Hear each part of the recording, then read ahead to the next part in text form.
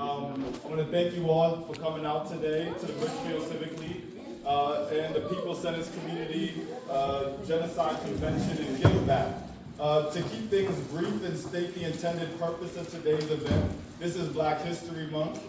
This month is dedicated to celebration of Black joy, and the greatest expression of Black joy is Black resistance.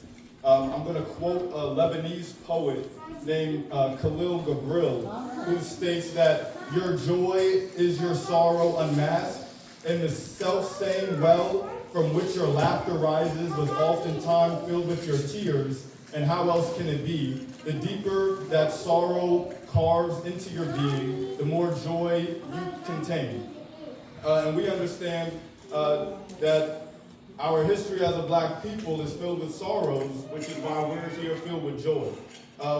We are here to talk amongst ourselves about genocide, and genocide can be quite a scary word, and it ought to be. The word should invoke images of gas chambers, slave ships, unmarked graves, armed men in uniforms committing inhumanity. But suppose we don't talk about the reality of genocide in our community.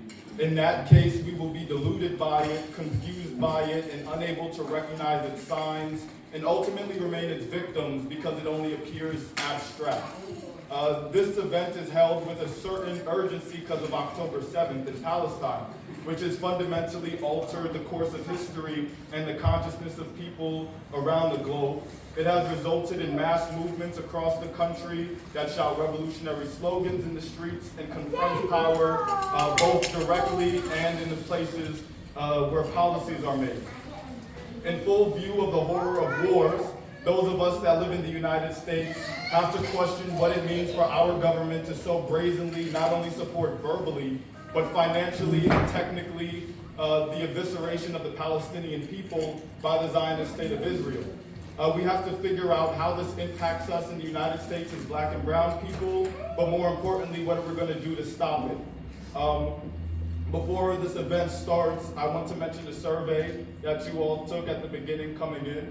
The survey is a key strategic tool for liberation because we, the people at the grassroots, have to know the concrete reality of our situation. It requires getting to know each other intimately as neighbors, workers, students, artists, and organizers, and demystifying political problems, putting them in their proper context, and establishing policies to address them. The only way we can properly do this is by developing a methodology that will properly allow us to understand our reality. On that note, I would like to introduce a powerful revolutionary woman who hosts WBAI's What's Happening, Sister Betty Davis.